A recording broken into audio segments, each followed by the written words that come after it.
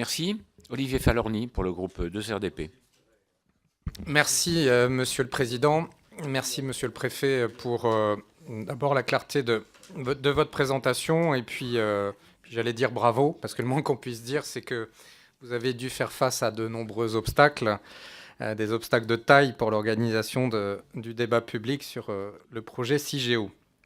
Votre mission s'est d'ailleurs révélée encore plus compliquée que prévu, mais dans ces conditions qu'il faut dire dégradées, vous avez réussi à relever le défi en choisissant à la fois de réorienter le débat et d'utiliser Internet. Ça sera le premier objet de mon intervention.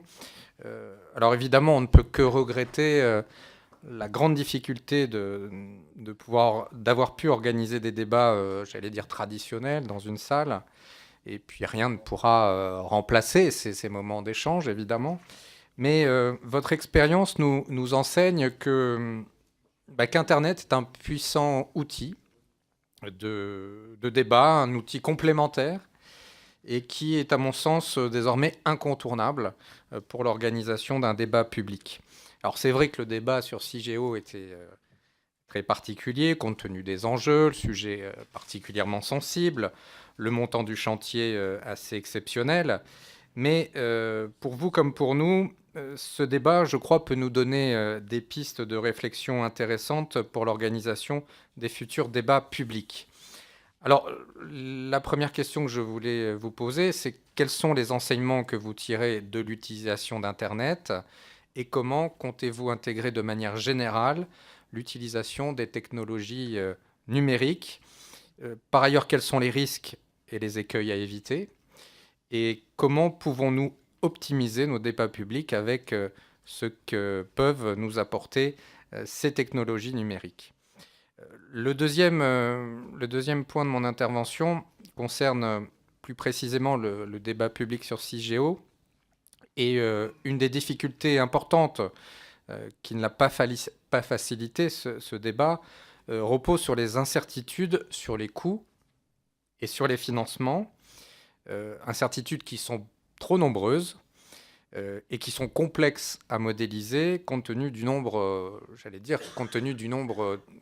d'inconnus dans l'équation. L'un des enjeux majeurs reste bien le financement par le contribuable et le consommateur, comme le dit la Cour des comptes dans son rapport. Les producteurs de déchets, c'est-à-dire aujourd'hui EDF, Areva, et le CEA, et demain probablement d'autres géants de l'énergie, doivent donc provisionner dans leur compte ce financement en fonction des estimations de l'ANDRA, dont la prochaine est prévue avant l'été 2014.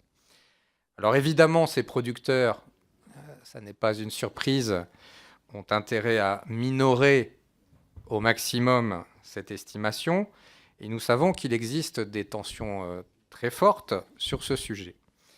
Alors à la fin de ce débat public, pouvez-vous nous dire quelles difficultés vous avez rencontrées face à ce chiffrage assez incertain?